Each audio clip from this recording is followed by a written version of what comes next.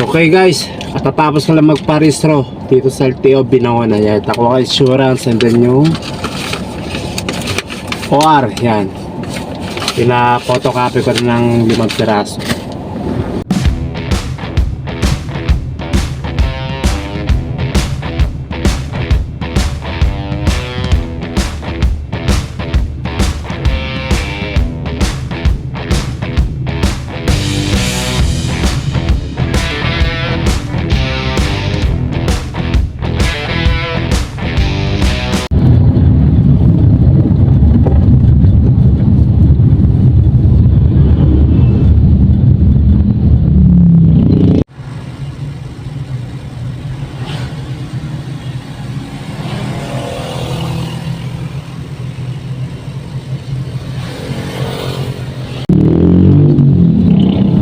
Hello guys, good morning po sa inyo lahat.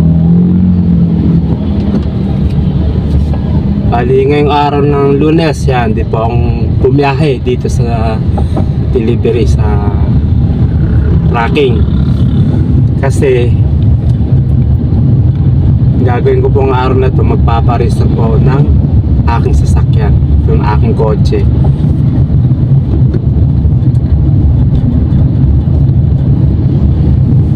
Dito sa branch ng LTO, yan, LTO Binangonan, Rizal.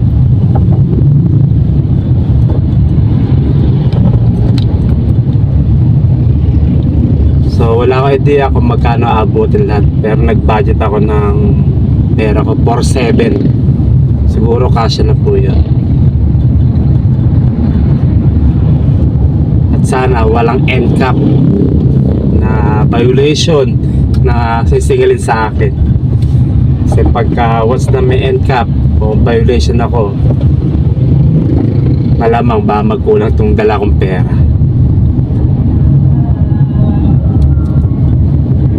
Sana nga.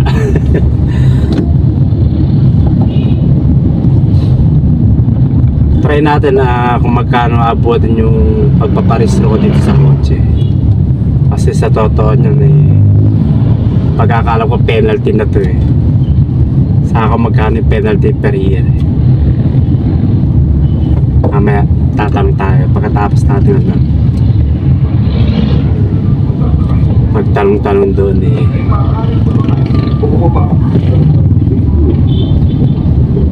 Okay.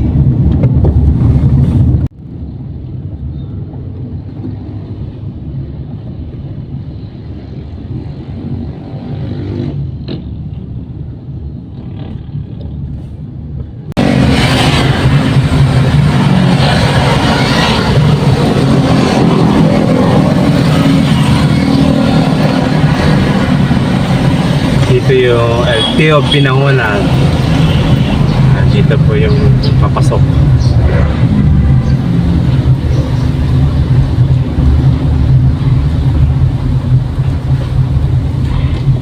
Dito po yung papasok sa LTO Binangonan.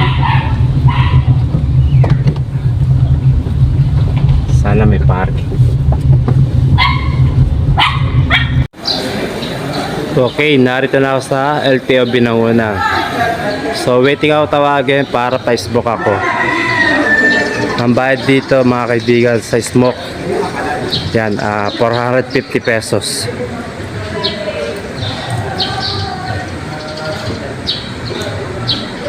Wait lang daw ako para tawagin. Ako na rin na next eh.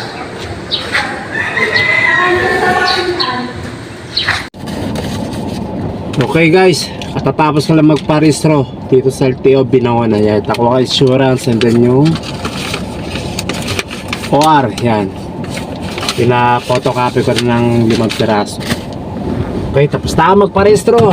Ayos, ang haba rin ng pila rito. Okay, nagastos ko lahat Yan, kulang-kulang 4,000. Kumbaga may sukli pa yun, siguro mga 3,637. Siyempre kakain ka pa tipo. Magdala kayo ng 4,000 sigurado, may pasobra na yun, may pakain pa. Okay, pag kayo magpaparehistro ng sasakyan, pagka 4 wheels, ang smoke test po nyo, ang bayad 450 pesos. Yan. Tapos yung insurance po nito ng 4 wheels nasa 1.3. Yan, bilangin po ninyo, compute po ninyo. May lagay pa sa inspector, 50 pesos. Yung nag-smoke test pa, may pa ng lagay, 50 pesos. Kano rin yan.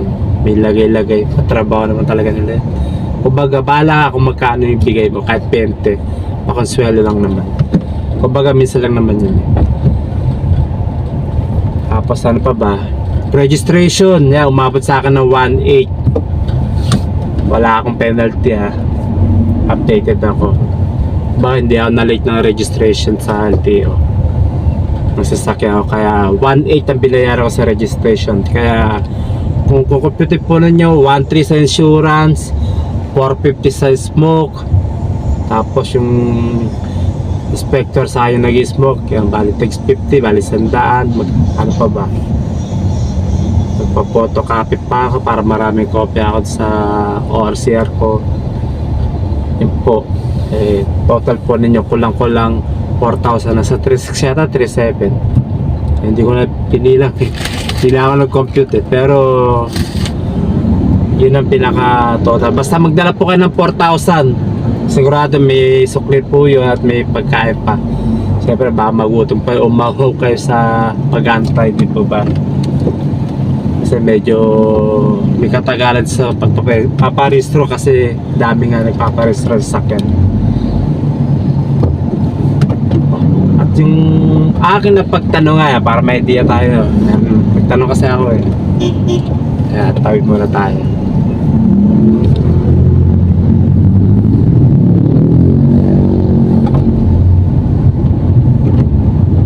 Yung smoke test ng 4 wheels, mga ganito, kotse, MPV. Pero pagka yung smoke test ng mga heavy, yan mga kaibigan, mga so, gross weight niya kakalaga ng ano, yung gross weight niya nasa 4,800 kilogram. Yung bigat niya yung smoke test doon, ang bayad doon nasa 550. Yan po aking napagtanong. Tapos yung sa tricycle, sa motor, yan, ang insurance po niya nasa 650 lang po. Tapos yung smoke test 350. Yan, 350 aking napagtanong. Ayun po sabi sa akin ha. Yan, nagtanong-tanong din na para magkaroon ako idea o para may share ko naman sa inyo. Para sakaling magparehistro kayo ng tricycle, motor, single, 4 wheels, di ba ba yung truck, ganyan. May idea na po tayo. Yan.